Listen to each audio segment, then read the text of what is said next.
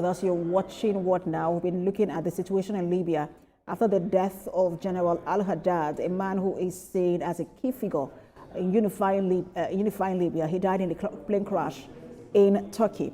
We've been speaking with Professor of International Relations and Strategic Studies, David Aworowo. He's joining us virtually. Thanks for staying with us, Prof. Thank you. We are back now. Yeah, so I was just thinking, during the break, I mean, Libya has been in turmoil since 2011, arising from the Arab Springs. It has had 2 civil wars. And I'm just wondering, again, in my head, is this another, maybe Libya, again, can we say Libya is at crossroads once again, especially with the death of Al-Haddad, just looking at the broader implication? Certainly. We just hope that things don't get so worse before they begin to get better in Libya. Like I said before, Al-Haddad's death, of course, certainly has created a huge vacuum in efforts to reconcile, the various forces in Libya, military, political, and the rest. But what we can only hope for is that, one, we do not have conspiracy theorists that would, claim that Al-Haddad was maybe killed or something, and then that leads to a full-blown civil war. Which we also pray that the investigation, the reports are released as quickly as possible so that we can see what exactly has gone on. And 3, we should also hope that someone like Al-Haddad will arise, would emerge to fill the vacuum and continue from where he stopped.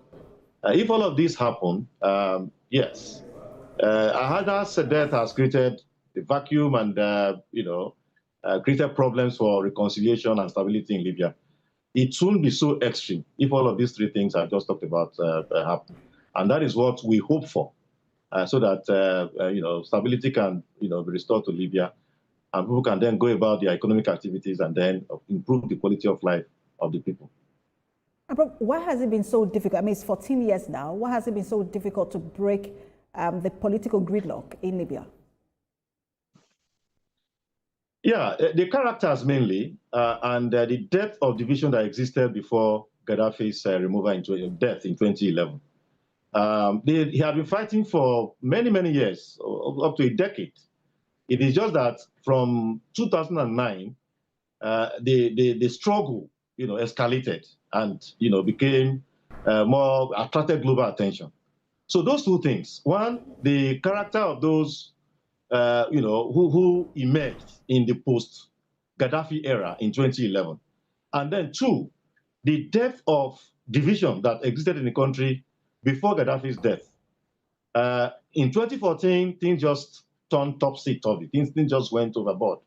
And unfortunately, 11 years after that, they haven't been able to, find a common ground to be able to establish stability in the country. So, to address the problem, the individuals have to see the broader picture, more concerned with the common good instead of personal interest. And then 2, the people have to just see themselves as compatriots, belonging to the same country, and that divisions don't have to be that intense so as to make the country ungovernable. And of course, everybody is the worse for it when that happens. If this mindset is developed in Libya, hopefully it won't be too long from now before stability is restored in the country. And Prof, the conflict in Libya has had really grave consequences for the continent, especially in terms of security implications. Is that going to worsen now? Should African countries begin to tighten security, especially with the death of Al-Haddad? From what we can see, the answer will be yes.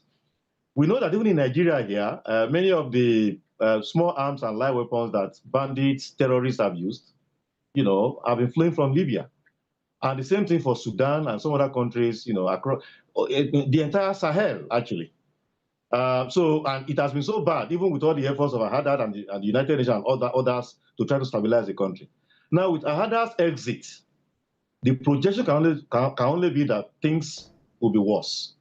So you are right. African countries, including Nigeria, we need to begin to tighten, to look at the borders more closely so as to reduce to the barest minimum the flow of small arms and light weapons into the country. And of course, at the level of the AU, something beyond rhetoric to take place, so that all of these conflicts, not just in Libya, in Sudan is the same thing, like you said, Sudan-like condition in Libya, yes. And of course, several other African countries where we have had violence going on, instability being so intense, can be resolved for the continent to really grow and develop. A key part of Al-Haddad's drive was to transition Libya to civilian rule. What would likely happen now to broader attempts to stabilize Libya and a transition to democracy, back to democracy and civilian rule? Unfortunately, again, that will be complicated. From what we know of military leaders, when they're able to seize power at the center or they control different parts, as we now have in Libya, two capitals essentially and the rest of them, they don't want to leave power. They want to perpetuate the stress in power for as long as possible. And so with a figure like Al-Haddad out of the picture, the chances are that many of the military leaders that are left behind will be interested in perpetuating themselves in power. And so the program to transition to civilian government will suffer a huge setback with Al-Haddad's exit. And what is the possibility, with or without Al-Haddad, just generally looking at the situation in Libya, what is the possibility of even having a power sharing agreement? Well, they tried that, a few years ago, and it seemed to have worked, and then it didn't now work again. That is in the realm of conjecture. It goes to the point I made earlier regarding what I would call the idiosyncratic variable. The characters who are, holding forth, controlling different parts of the country, what they choose to do, what they choose to do, their outlook regarding where Libya should be. If they suddenly think that they should focus on the common good and the stability of Libya, it won't be long for them to resolve these contradictions. But if they continue to focus on personal interests and, they are egoistic in their approach, then the Libyan crisis will remain for quite some time. Prof, interesting developments in not just in Libya, but on the African continent. It looks like, Africa is dealing with other election, post-election crisis or conflicts between factions in several countries, as well as insecurity as well. We'll continue to follow these developments. We'd like to bring you in to help us analyze them as well. Always a pleasure to have you on. Professor of International Relations and Strategic Studies, David Awarawa.